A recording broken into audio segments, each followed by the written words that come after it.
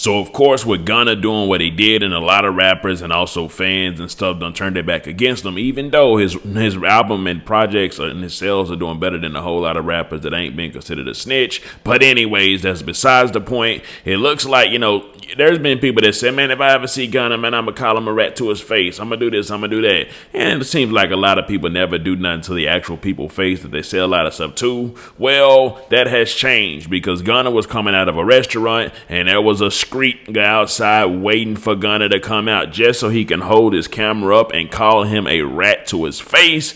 And did he do it? Yes, he definitely did it. But eventually, Gunna's bodyguards ran up and the energy does seem like it shifted and changed. Now, I'm going to play the video for y'all so y'all can see it for yourself right after the intro. Welcome back to Key Talk Media. This your host, Key Talk. Check it out, man.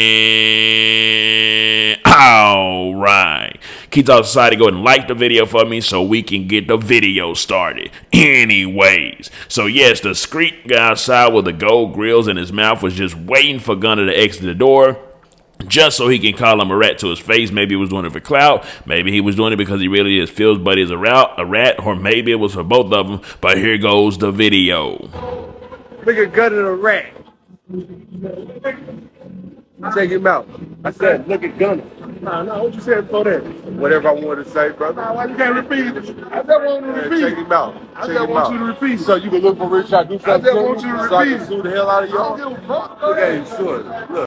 Anyways, so yes, he completed the mission to calling Buddy a rat, but at the same time, y'all talking about when a bodyguard came up, I don't know, man. He don't know if he kept it G. Y'all talking about if he kept that same energy. I mean, he kept the camera on recording, and that was probably just in case something did happen. But whenever he told him to repeat it, he kind of took off the rat part. He said, hey, I said look at Gunna instead of look at Gunna the rat, talking about. And then whenever the guy said what'd you say before that, he was like, man, whatever I wanted to say, talking about. So he tried to, like how can I put it? He wanted to not seem weak, but also not say as strong as he did said before that Buddy was a rat. So there obviously was some type of fear within him, and then he kind of threatened him that if he touched him, he would sue him. I'm talking about. Now I don't know too many street because that's gonna sue. But, I'm talking about, Buddy was, I'm talking about when that fear kick in, it's called fight or flight, I'm talking about, and Buddy looked like he was potentially going, talking about flight on that particular situation. But at the same time,